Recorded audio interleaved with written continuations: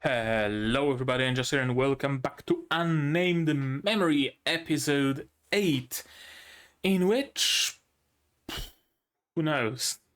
Who knows, honestly? I mean, the previous episode was the finale, wasn't it? So what can they show us in today's episode, really? No, like, legitimately, I have no idea where it's going to go now. Like, Oscar's problem got solved, the whole curse thing. Lanak is dead. The whatchamacallit, the like timeline keepers are both fucking dead. Oscar is the king. What else is there left? I mean, I know what's left. Pursuing Tinasha by Oscar, sure.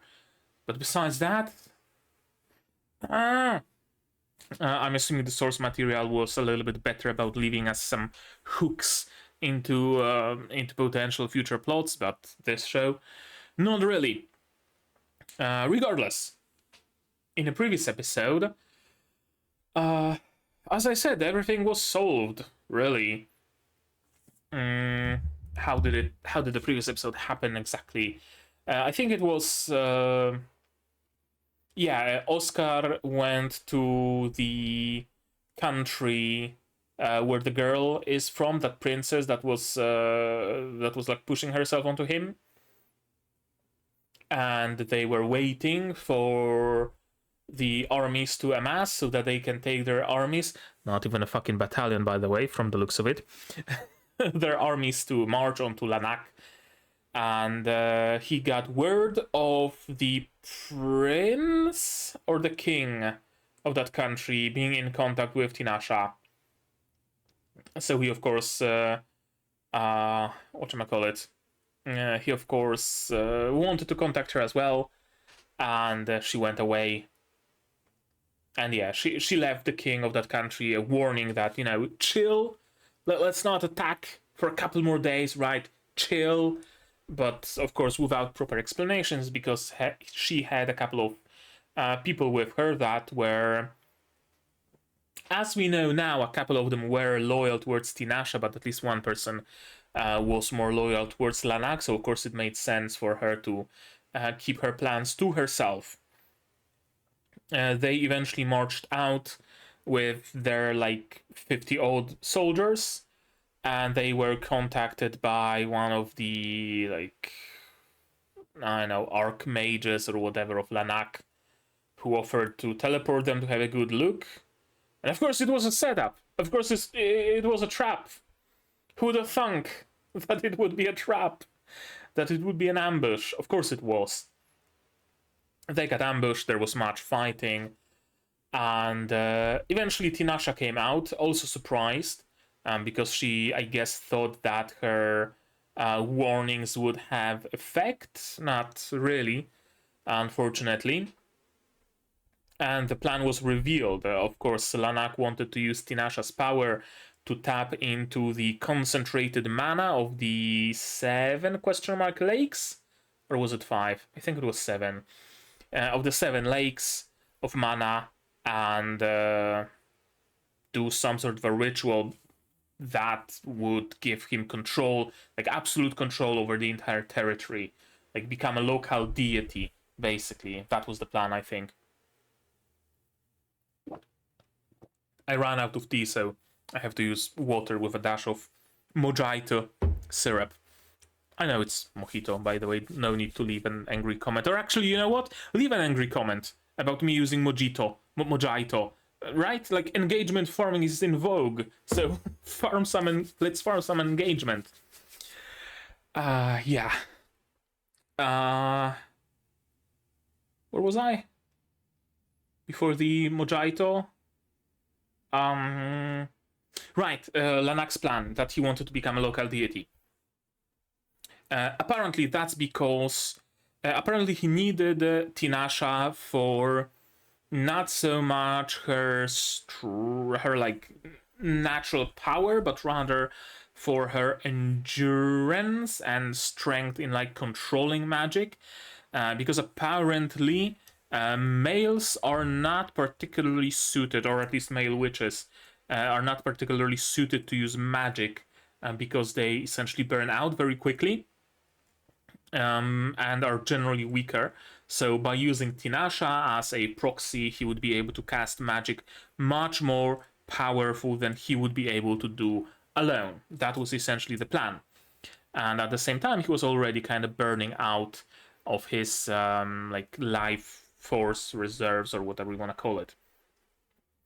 Fighting continued, and the ritual was underway. Some demons summoned to keep Oscar and his forces at bay, and eventually the jig was up. Eventually Tinasha revealed her cards, revealed her plan, and the plan was that she wanted to use those lakes, their power, to essentially free the souls that were trapped within those lakes. And she didn't know the names, the like proper identification and names of those lakes, so she wasn't able to do that. But in the process of performing the ritual, Lanak had to speak those names out. So as soon as she heard them, she broke the connection with him, started her own ritual, freed the souls. Some like hooded figures appeared floating, like in Death Stranding. One of them even revealed their face, and she was a cute girl. And then they just fought the demons, shot some light beams, and disappeared. And yeah, in the meantime, Oscar had a fight with like a 1v1 with the bold archmage that brought them into the ambush. He of course won because he's the wielder of the Acacia, and also a strong swordsman. That was cool. And then he chased after Lanak, caught up to him, asked a question about, oh, what did you feel when you did what you did to Tinasha? Lanak did not give him a satisfying answer, so he was hopefully beheaded. It wasn't shown explicitly, and as you know, if a death happened off screen, did it really happen? That's like one of the rules of cinematography. So I wonder if Lanak is actually legitimately dead, or did Oscar spare him and he's currently in jail of the Farsas dungeons? Or was it an off-screen death? Or is Lanak going to be brought back to life by some bigger bad dude? I don't know. Anything can happen. Yeah, other countries, of course, wanted wanted to persecute Tinasha for what she did, for her role in the whole shebang, of course. But Oscar stopped them in their tracks by officially proclaiming Tinasha his fiancée. So that's a thing that happened. And also the country, the like magical country, was established. The country that was occupying the territory, not ceded that territory, but essentially not an enclave. Is there like a proper name for it? It's like an independent territory, like fucking Chaz, or or whatever it was called, that sort of thing. That it's still under the rule of that particular kingdom, but it's also autonomous as well in some regards. So mages have somewhere to start to build their own country, which I really don't think is the greatest idea, but I guess they deserve it after years and years of oppression. I'd rather see them have better standing in like common society though, in those like existing countries, rather than pushing them to essentially a fucking preserve, or whatever it's called, right? I'd rather see them integrate and the stigma to disappear, but maybe it's not possible in a short time span. Whatever. They did whatever they did.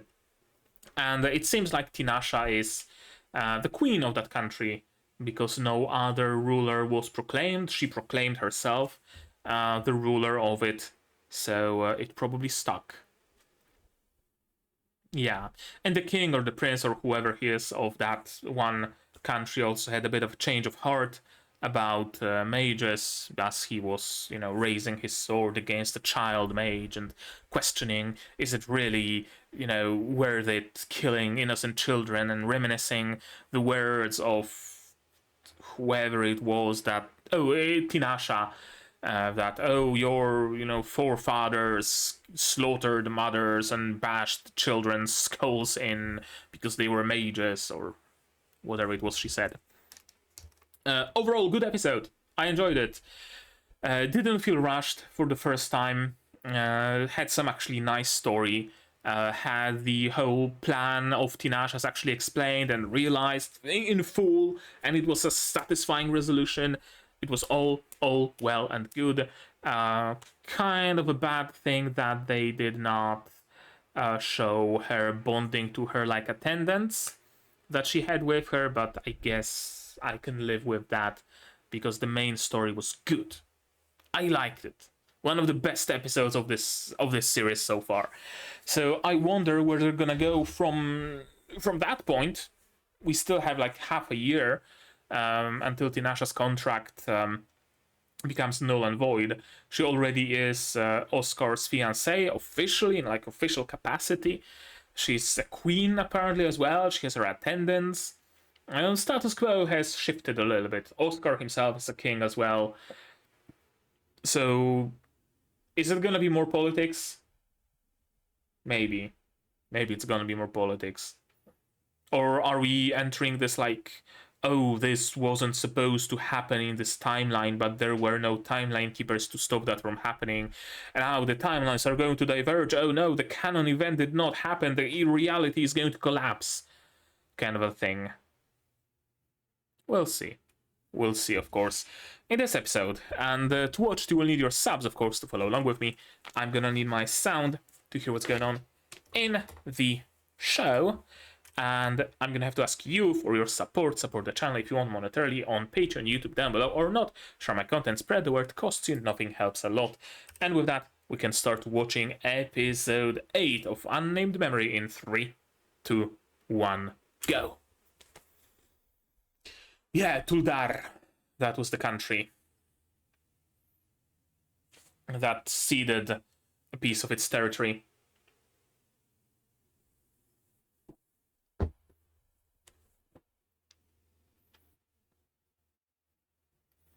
Why are you taking things back? Or are they in the like autonomous magical country right now? I'm assuming this is a dubious item. Another ball.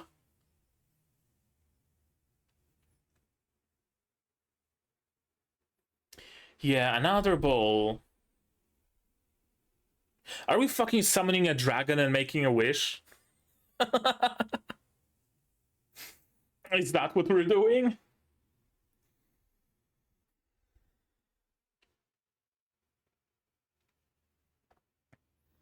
Or are we doing like wuxia and those are elixirs that instantly bring you to the 7th celestial rank or whatever?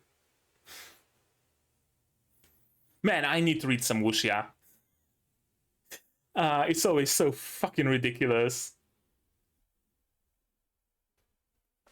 There's this one wuxia manhwa.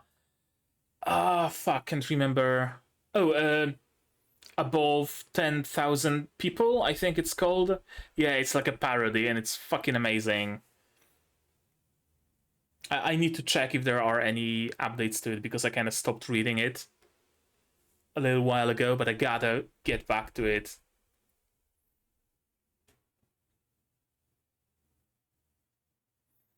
I wish it got an adaptation, you know?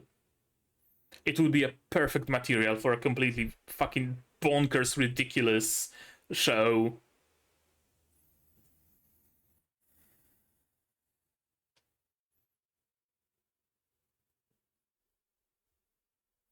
Green vines. I'm assuming something to do with Lucrezia?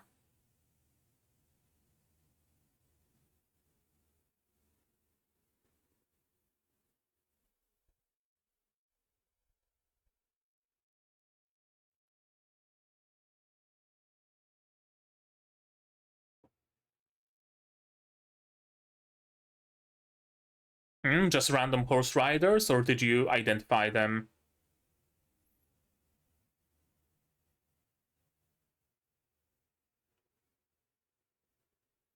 Ito?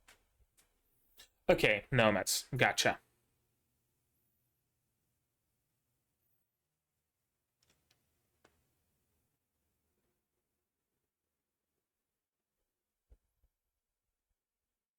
She looks plenty smiling. Not through her eyes. Her eyes are very sad, but still. Oh, grasslands. Is that where vines come from? Was this area like proper green back in the days, but it became a wasteland due to some magic, and now we can undo that magic?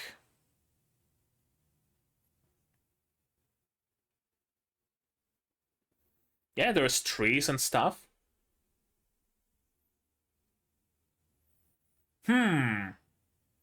Swordsman, blue. One of Oscar's ancestors?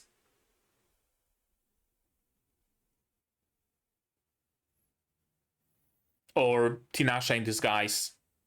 That's Acacia, isn't it? I think that was Acacia.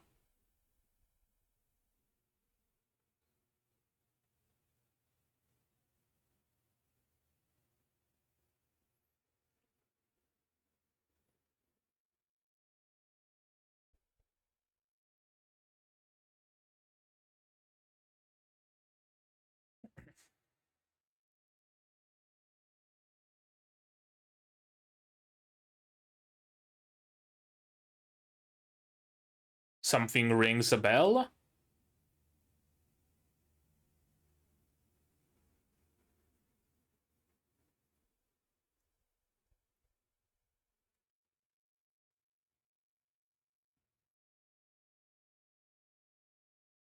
Are we sending Oscar back in time or something?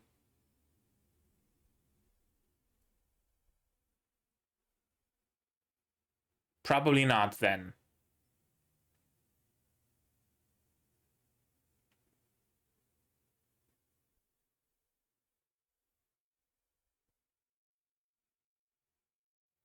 Foreshadowing. They're gonna have to change the past.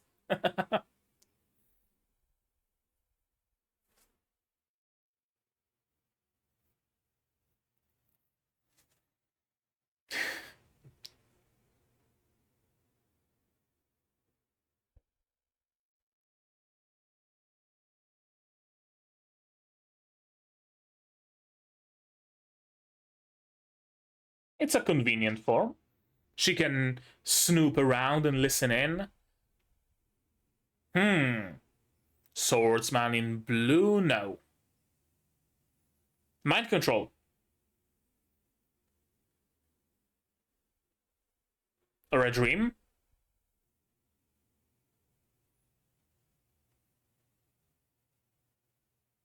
Huh? Yeah.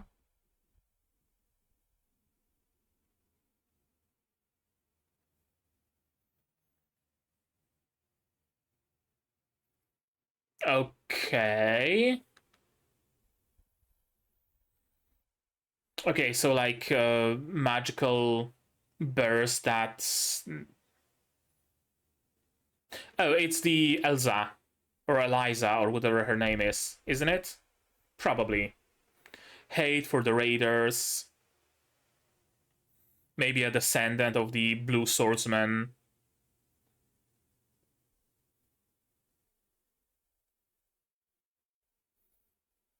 I mean, she turned into a cat to not, like, stay in the same room as him in some weird roundabout way.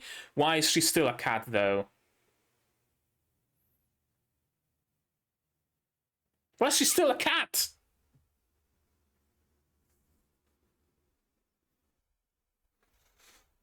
Javi, so, like, Spaniards or Mexicans?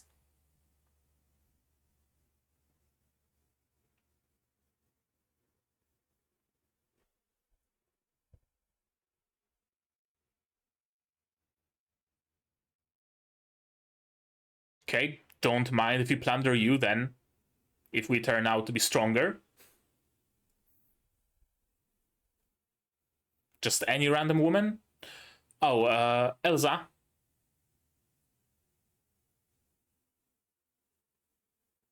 Sure. Whatever you say, mate.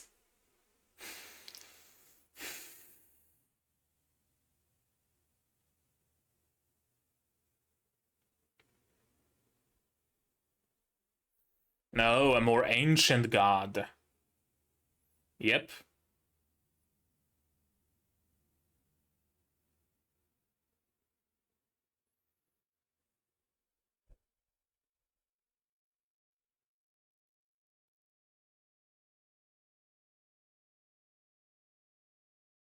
I mean, who says you're gonna have to ask him for his opinion?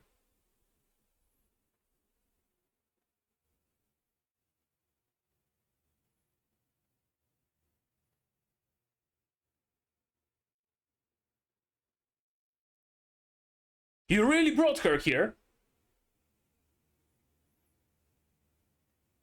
What the fuck, dude?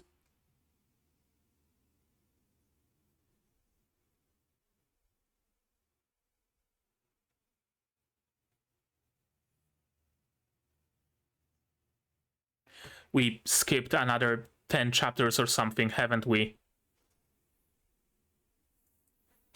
Yeah, she's the one broadcasting dreams.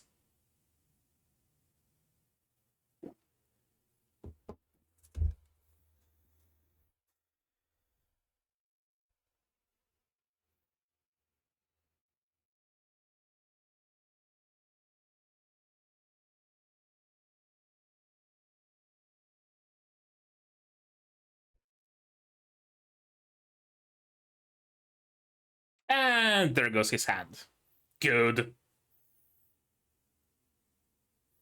You could have lost your head. Be happy it's only an arm. Easy.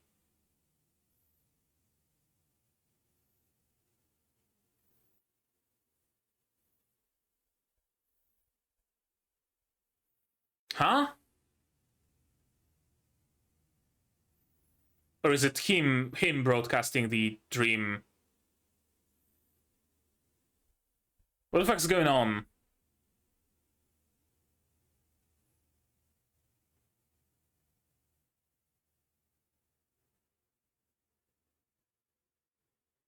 Why? Yeah.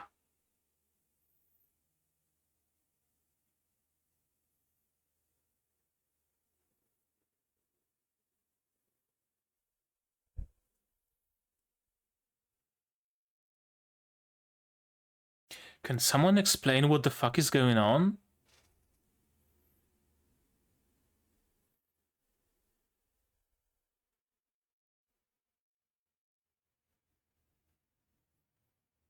Okay.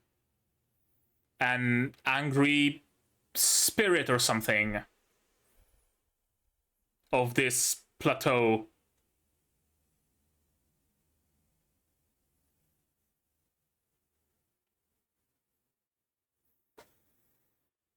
Okay.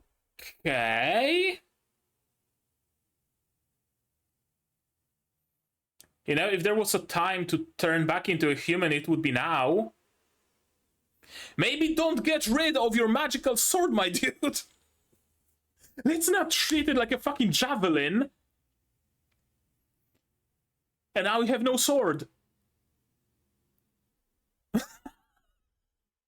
What is this fever dream?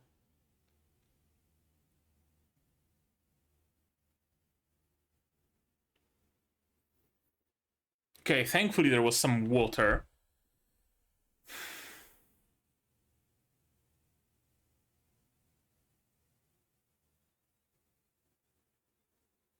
Turn into a human then. Yeah.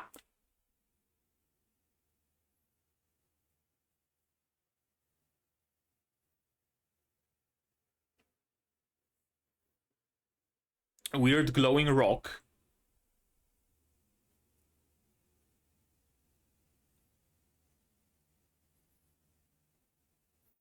Hmm.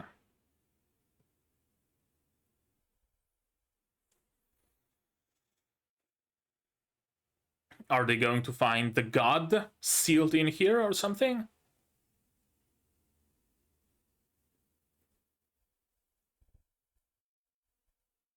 We have the magic spheres, okay. Memories of a clan. So are those spheres like memory storage? Oh, was that the bright white figure?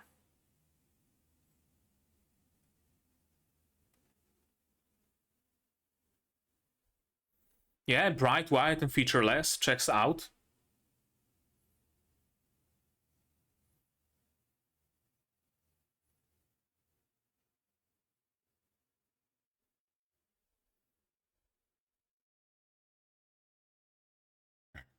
I guess that's why you felt its presence.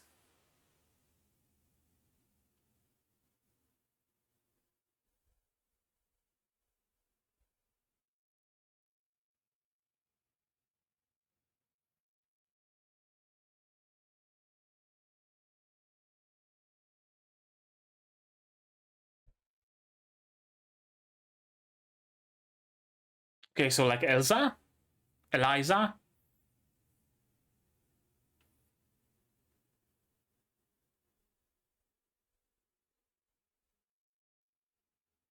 Hmm.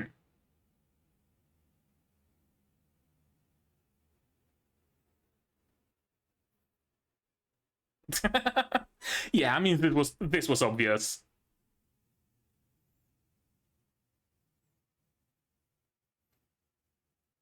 That's a lot of swords, also.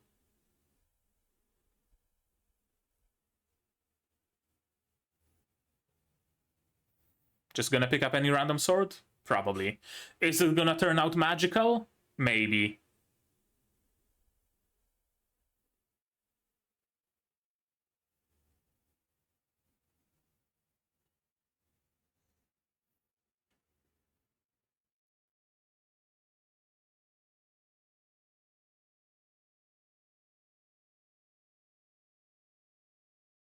Oh, hello, Elsa. Is that Acacia?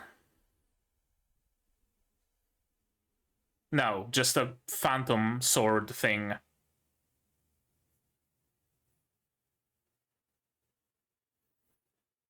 We hear the screams again. The same scream, or similar, that appeared when the tornado happened.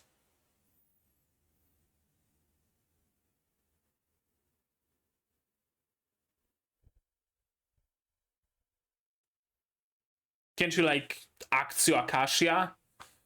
Or does it, like, resist being held with magic? Okay, makes sense. Harder to control magic that's not innate to you.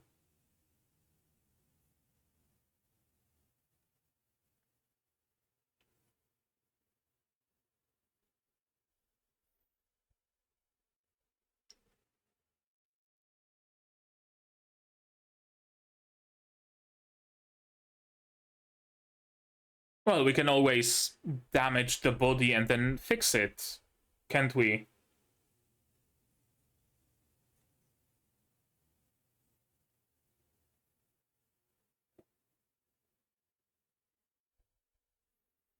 Yeah, it's conveniently there.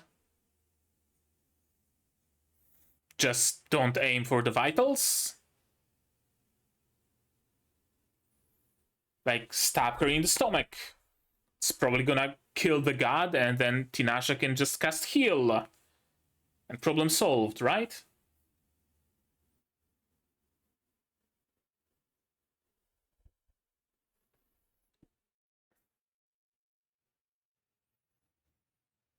Yeah, like, it's one thing if mages just keep falling dead, but it's another when they go berserk.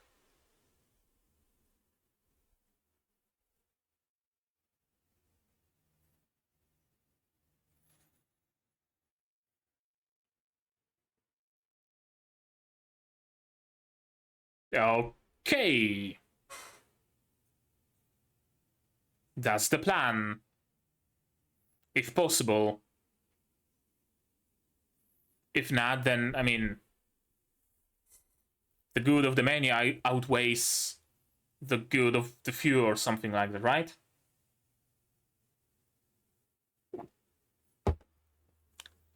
Oh, she is taking the 7th celestial elixir, isn't she?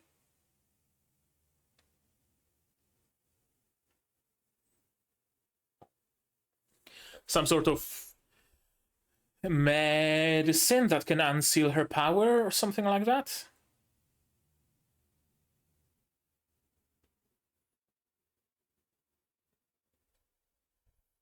Yeah, seems to be the case.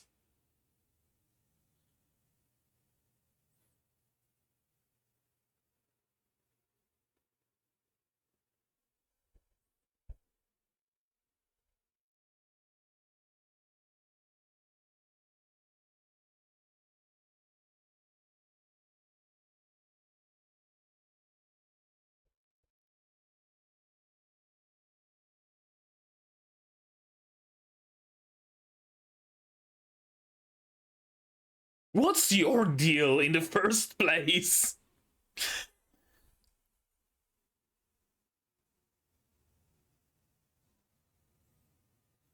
Oh, is she like absorbing the god?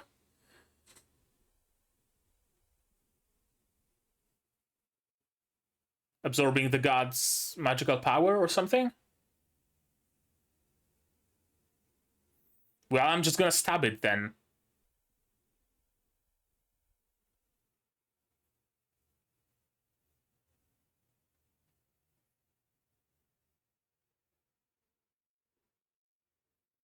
Fair.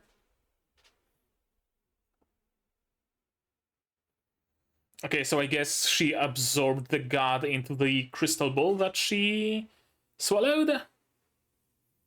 And if that ball gets out of her body, then the god can be freed, but as long as it's inside, then Oscar can stab it with his sword and destroy the ball with the god in it. Okay, I guess it makes sense.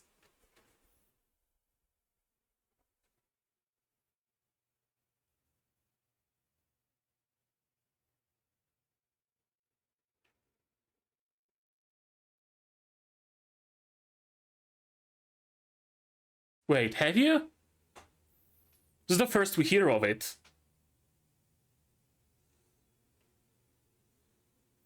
You did not have to go through her. All you needed is a stab to reach the ball in her stomach. You did not need to go completely through. You wanted to stab her.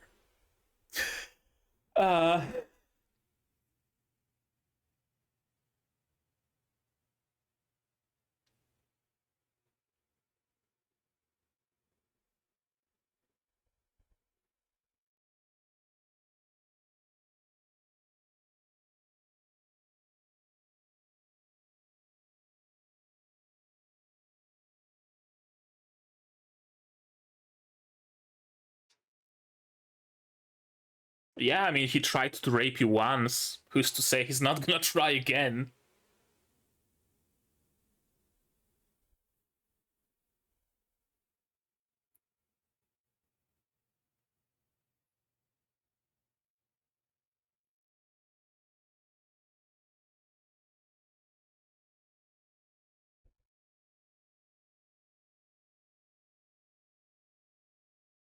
Okay, we get a second kiss. On the cheek, this time around.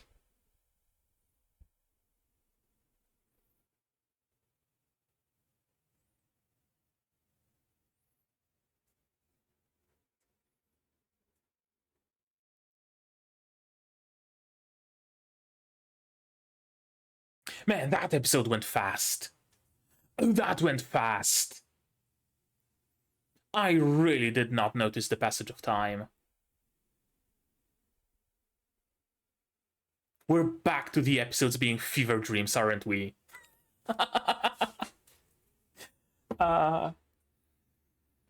We had one episode that made sense. Now we're back to this bullshit. Honestly, that's fine. I get used to it. I get used to it. I don't even mind anymore.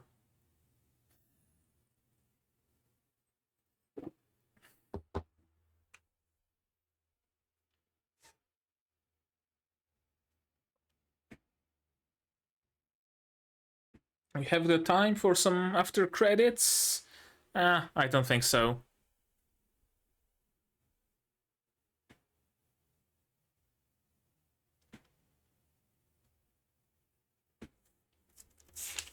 Where is Unnamed Memory? There it is. Yeah, I'm gonna have some theories this time around to note down. For sure. And the next episode is titled The Things Unknown, like the balls with runic writing on them. Mayhaps. Mayhaps. Let's watch it again, shall we? Yes, we shall. So, we are in the country that starts with the letter T, Tuldar. In a treasury of Tuldar. And we can apparently take random stuff from it to Farsas. Why? Is it Tuldar as in Tuldar the country, or Tuldar as in the autonomous magical country that they're going to strip for relics so that the mages don't pose any threat? If it is Tuldar, then why would they be entitled to any of their stuff, I wonder? Take back to Farsas. Is it stuff they brought with them that they're taking back? But why would they be leaving some of it here? Is it some relics that Tuldar perhaps looted from Farsas back in the days during some wars or something? I don't know. I'm not sure. And yeah, any dubious items back to the tower. I like that they're all like putting on their gloves in sync, rather handling like delicate magical items. So of course they would be putting on gloves. I like it. I like this little tiny detail here. And she finds another crystal ball that has indecipherable writing on it. I mean, indecipherable. It looks like a mixture of cuneiform, some Greek letters. I see epsilon. Mixture of like Futhark, Elder Futhark. I think I see the gas here. Cuneiform for sure. An off symbol. Some symbols that look like, I don't know, thigh. Yeah, it's just indecipherable for all intents and purposes. So, the balls. The balls are memory storage.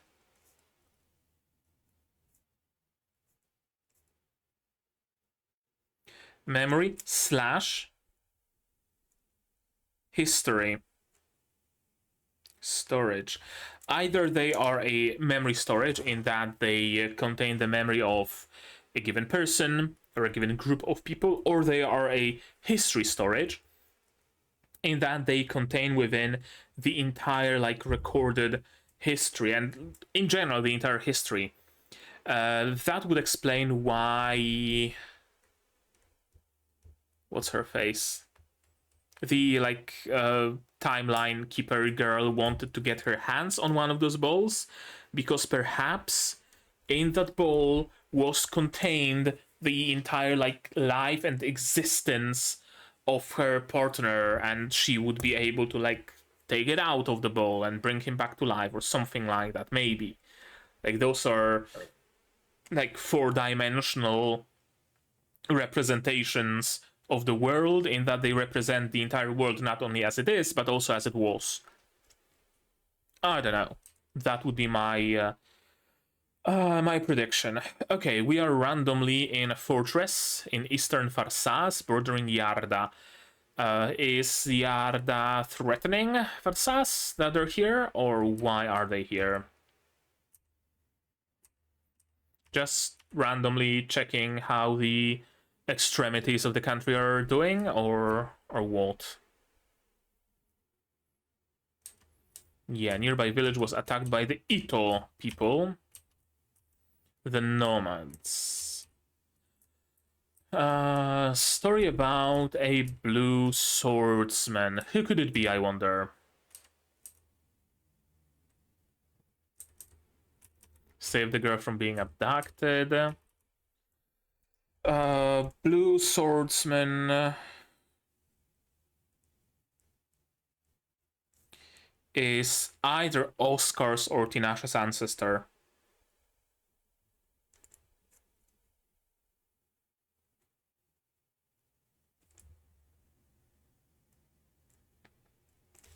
Oscar's because Acacia, I think, is wielding Acacia and being swordsman. Or Tinasha's because of color blue.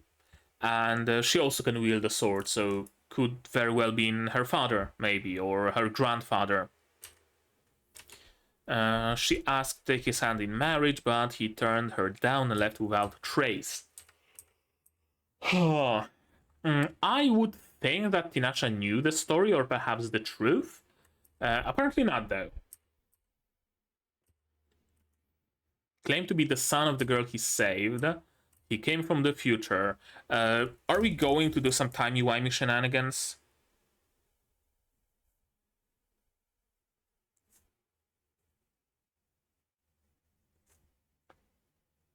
Like, they wouldn't mention explicitly that, yeah, time travel, and Tinasha saying, no, time travel never, if time travel was to not happen.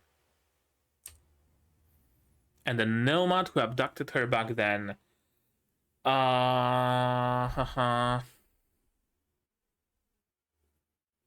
Is the one? Is it like? Is the timeline doing funky stuff right now? Is that what it is?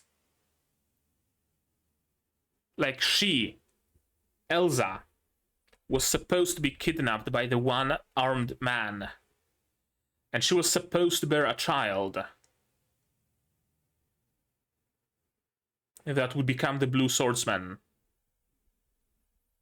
But because of Tinasha's and Oscar's interference, she was not kidnapped. Something like that. Right? Timeline is slowly crumbling, changing. Butterfly effect.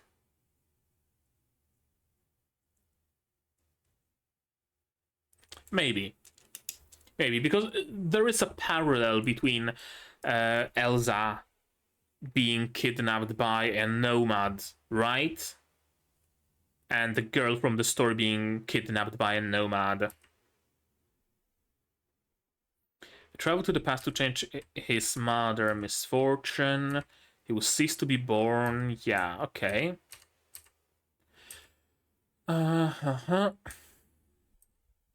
Shining room is perfect. I mean, have they not already kissed? Have they not already slept in the same room or in the same bed even? Are they not close enough for Oscar to be just casually groping Tinasha? They are. Their relationship really feels weird. Like, at times they seem like they're already a fucking married couple, and both seem to be perfectly fine and conscious of it. Then it bounces to Tinasha being at Tsundere again, and them being essentially strangers and Oscar having to pursue her. Then Tinasha randomly kisses him. Then they're not gonna sleep in the same bed. Then they kiss again, right? Like, it's... Fucking decide! Are they close or are they not?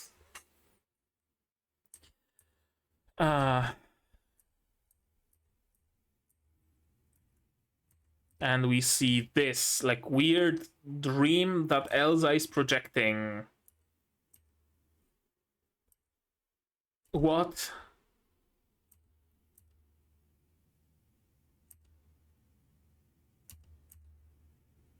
A dream of someone they hate and can't forget. Yeah, okay, so the man laying in a pool of blood, it's probably her husband. This is probably her, and this is the one-armed dude who killed her husband. Probably, yeah. Why did she not switch away from being a cat for this discussion? Why is she still a cat while they're traveling? Yarda has been turning into desert more and more lately. Yeah, that desertification is not natural. Desertification of Yarda is not natural. Either it's an effect of some sort of a scheme, or it's an effect of some sort of a magic. Maybe their deity of water was sealed away, or right, like something happened, something unnatural, something magical. Elsa mentioned that the story happened back in the days when the entire area was still green and lush, and there were trees, right? So the desertification had to be decently fast.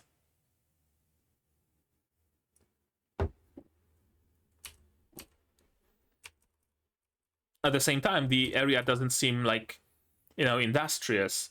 Usually the cause of desertification is the removal of trees, be it for fuel or for more space for buildings or fields or whatever, right? Tree roots bind soil together so that it doesn't get blown away by the wind. If there's no tree roots, then it gets blown away by the wind, and the only thing that stays is sand, so the entire place turns into a desert. That's why the current efforts in like stopping and even reversing the desertification of some parts of Africa, at least, mostly bank on creating like holes in the sand where water, whatever moisture there is, can pool, so that plants can take root, and once they take root and then they die and they create biomass, they create soil, and more plants can grow, right? And they keep water in the ground, and right, it's a like snowball process both ways. You get rid of the trees, you get rid of the roots, it turns into a desert. You introduce roots, you introduce trees to a desert, it turns back into maybe not quite a lush forest, but at least some greenery, right? And this area doesn't look industrious enough to be like, using trees for fuel or burning down forests for fields. So it has to be supernatural somehow, unless it's Yarda's doing, and Yarda is an industrious country. Why is she still a cat?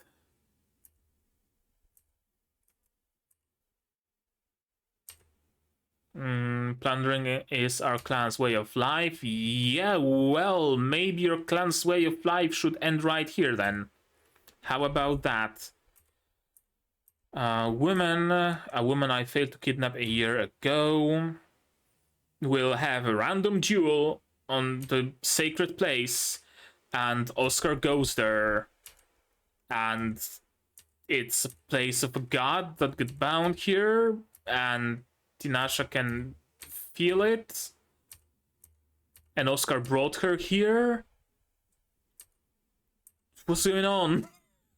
What's going on? It's just going so fucking fast.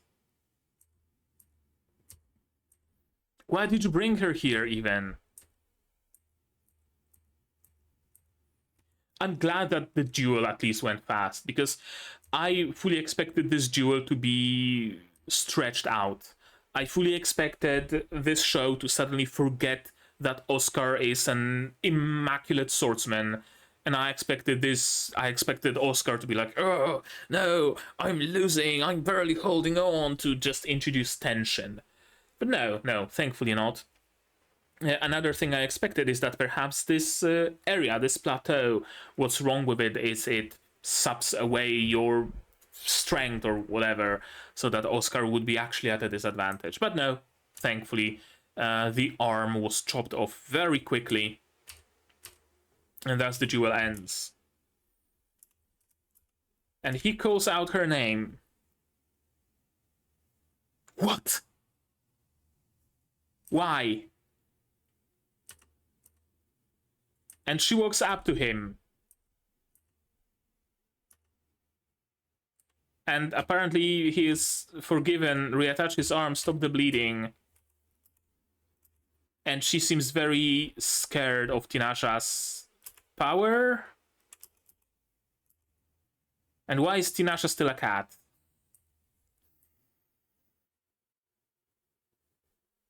What's going on between those two? I don't get it. Like, I have a feeling that there is some sort of a story, like, I don't know, they suddenly feel the fucking Akashic records open in front of them, and they know that, oh, we are actually the second coming of the people from the legend. I'm supposed to impregnate you, and you're supposed to birth a hero, or right, like something like that. They suddenly notice the parallel in a paranormal way or whatever, and that's why they're drawn towards each other, right? Like, it's a canon event. It has to happen for the timeline to exist, so wanted or not, they're right. Is that it? Is that it? Elsa and one armed bandit are drawn together because it's a canon event that has to happen for timeline to be stable. Something like that. That would be my best explanation. Okay, they got teleported away. We see the white screaming figure. And we see Oscar being a dumb shit that he is, throwing away his magical sword, because that's what you do. Because that's what you do, of course. Now she realizes she can turn into a human.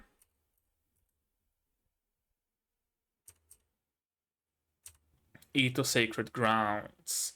Yeah, it's the god that they've seen. That's the Lash forest in the bottom left. So this area used to be Lash, actually. Writing about magic spheres, memories of a clan. This is what makes me believe that the magic balls can actually be like collective memories or something like that.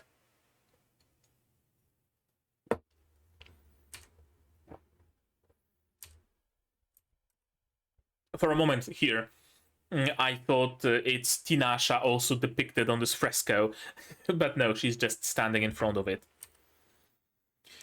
The deity from the north found the devil fiends hiding among humans and killed them. All gave thanks to the deity, but with fear in their hearts, they made a place for it to rest. And sure enough, the deity does rest here, and sure enough, it has a grudge against mages.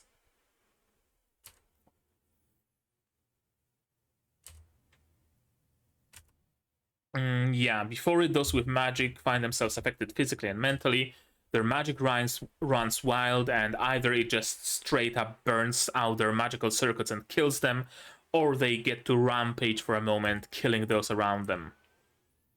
This looks like an elevator door.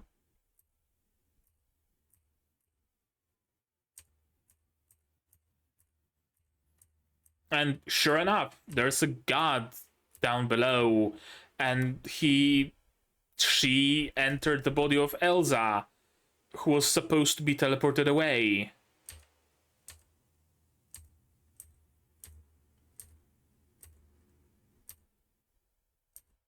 Your magic has been sealed away. Right, so I guess not only Oscar's fertility was sealed away, but also his magic. Is he like a hidden sealed spell sword? Like you unseal his magic and he can throw fireballs with one hand and wield his sword with the other? Is that it? Huh. Interesting.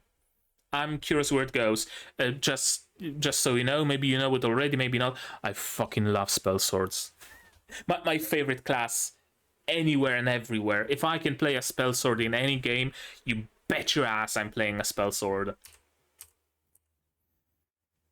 Can we do something about Irritidia without killing Elze? Impossible to destroy what's inside without damaging the body. Damaging the body is not an issue because Tinasha can always cast healing magic. So if assuming it's enough for Acacia to graze magic to destroy it, just cut her in the arm. And then that kills the god, and then have Tinasha heal it. Done. Easy. Right? Simple. Cut off her left leg.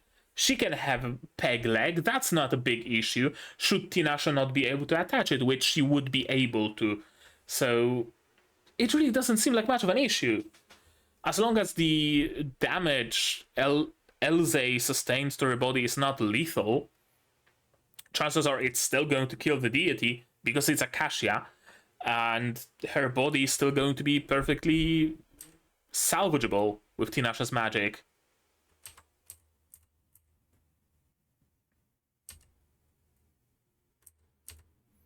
And he was supposed to be teleported away as well.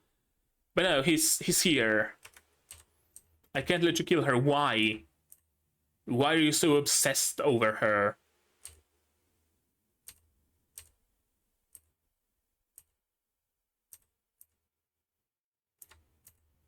Save her. Why? Is she like your mother? And it's another like time paradox like from the story? Is she your destined wife, destined by like the timeline itself, trying to hold itself together despite Tinasha's and Oscar's interference? What's going on between them? I'm assuming in the source material we got at least some hints, if not an outright statement of what's their deal, but right now I'm just confused. I'm just fucking confused. If I become a threat to the world, and apparently Tinasha has a crystal ball that... Is it a crystal ball that increases her magic output? Or did she like swallow it preemptively to trap the deity inside? And this is her like her magic, but she's afraid of using this magic in case it consumes her? Like, it's not that she swallowed a 7th celestial elixir. She's using her magic, but to its fullest potential. Is that it? He reacted to my magic and awoke, possessing that girl. And he can just hold her with no issues. And Oscar didn't even need to get involved. And she absorbed the demon, the god.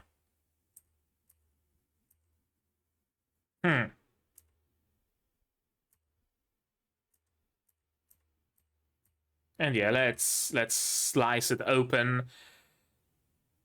I was about to say that this area suspiciously looks like the area of a womb, but no, it's a little bit higher up. Its stomach is like... Yeah, I guess it's kind of in the stomach area. Yeah, I was about to look for some, I don't know, symbolism in Oscar cutting open the womb of a woman that he wants to bear his child or whatever, but no. Doesn't seem to be the case, actually. For so long, I wanted to give this god a good beating. Well, that's the first we hear of it. That's the first we hear of you even knowing this god. Alright. And you really did not have to go this far with your sword, my dude. You just had to destroy the bowl inside of her body You did not to have to pierce her fucking spine clean through. I know that it's like a, a powerful scene, seeing her pierced with Oscar's sword after it's been... Shut the fuck up, Bixby! Nobody called you. What the fuck? My phone is listening to me all this time, apparently. Like, I know that it's supposed to be, like, this, poignant scene, tapping into all this time that Tinasha was, suicidal, basically. She, like, all this time that she wanted Oscar to be the one to kill her, right? It was hinting towards, oh, one of them has to kill the other, and it's probably going to be Oscar killing Tinasha, and this is like the culmination of that, but it's not actually killing. I get the symbolism, I get the picture, I get the arts, but you really didn't need to go that far with your sword. You really didn't.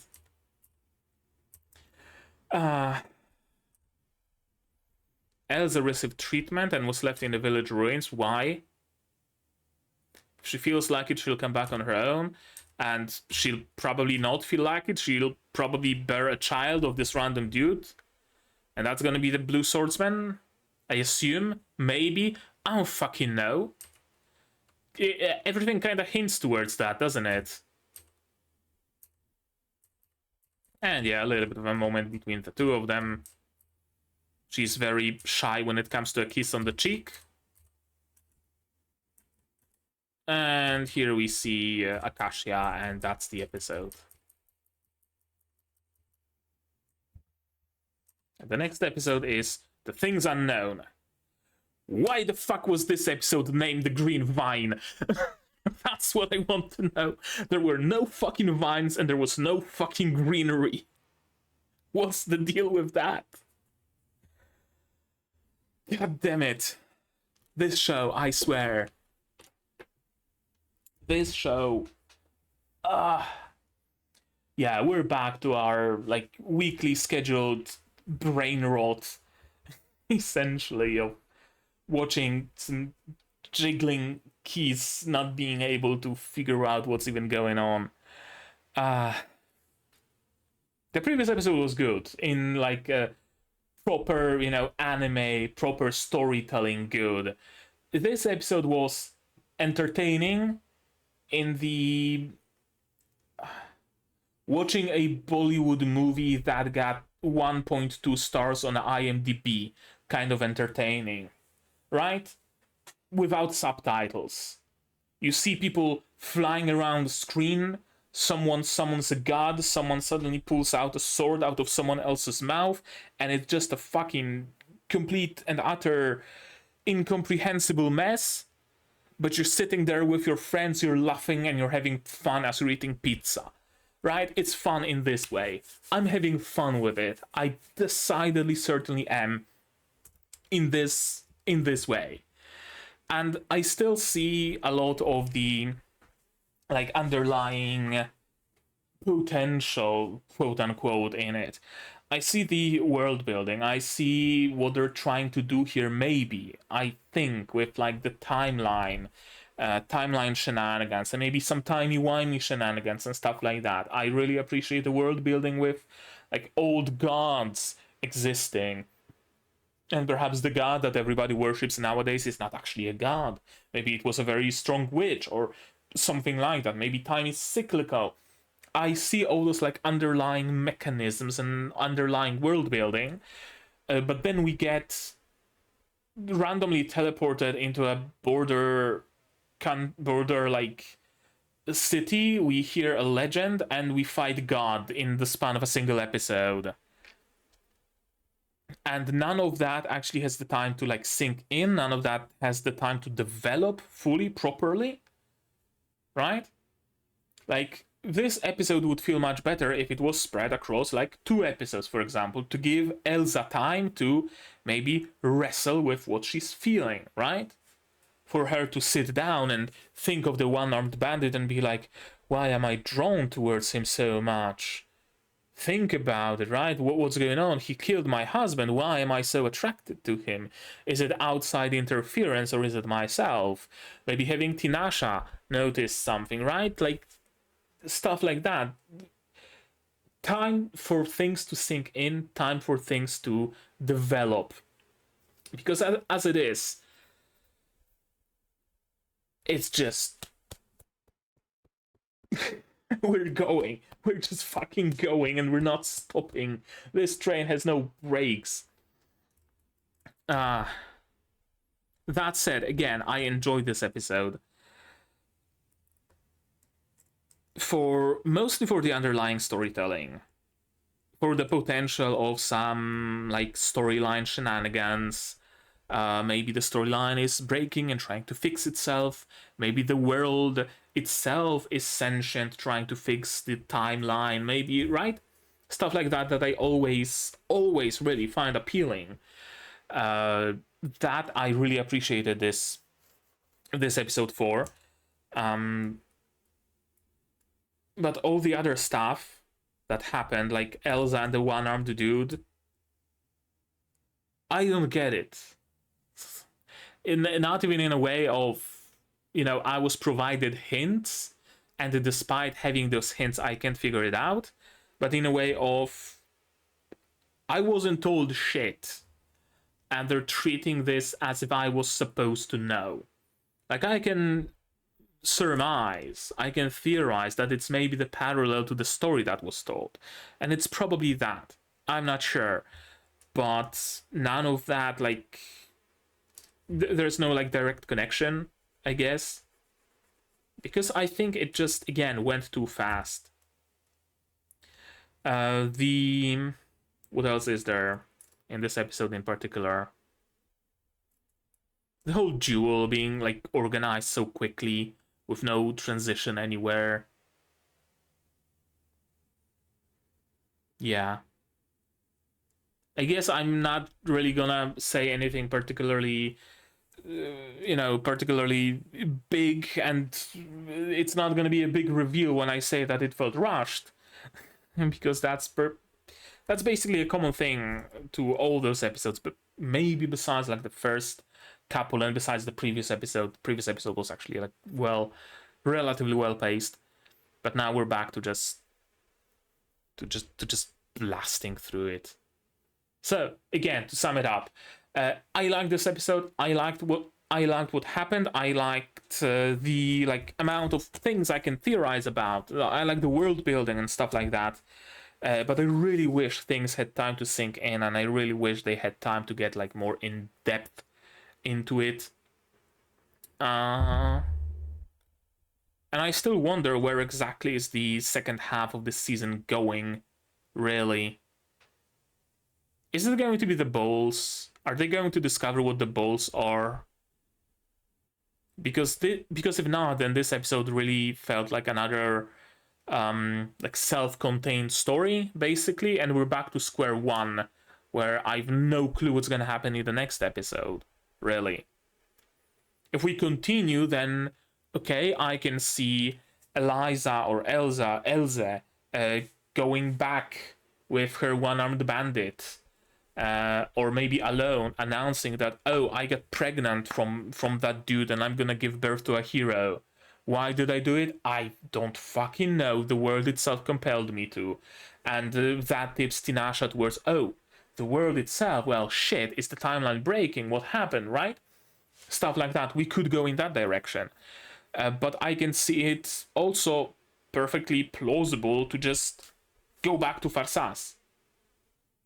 We just go back to Farsas and we have to deal with, I don't know, sorting through the things that we brought from the country that starts with T, the like magical equipment or whatever. I don't know, man. Again, I enjoyed it. It was decent. I had fun with it. I had fun theorizing. I had fun with the world building. We'll see where the next episode brings us. How about that, right? But yeah, right now I would just be spinning in circles trying to talk more about this episode, so I'm gonna end it right here. But you guys, do tell me, what did you think of this episode, of my reaction, my theories, stuff like that, down in the comments below. Like this video if you liked it, subscribe to be notified of future videos, not only Unnamed Memory but also Yuki Yuna the finale already up on Patreon, Sentai Daishikaku, Kaiju Hachigo, Kaito Otome, plenty others coming in the future. Click the bell to be notified when I go live, because I do sometimes. By the way, in the spoilers, in the comments, don't spoil anything to me, please, I beg of you. Spoilers can go to my Discord here, also in the description. Support the channel if you want monetarily on Patreon down below, where for $10 a month you get early access to non-seasonal shows like Yuki Yuna, and for just $1 you get a role on the Discord and a place in the credits. You can also support me directly on YouTube through memberships, super thanks, super chats, and if you don't want to spend any money whatsoever, you don't have to share my content, spread the word, it costs you nothing and helps a lot. And with that, out of the way, that's gonna be it from me for today. So as always, you guys do all the good stuff, and I'm gonna see you in the next one. Cheers! And here's my one for Patreons: QB, Without a Ned, Zerena, Yuki, Ala, Ishtamu, Dr. Wartakamasar, Marsh, Fazel, and Hans Peter. And you can join them if you want without having to be possessed by a god.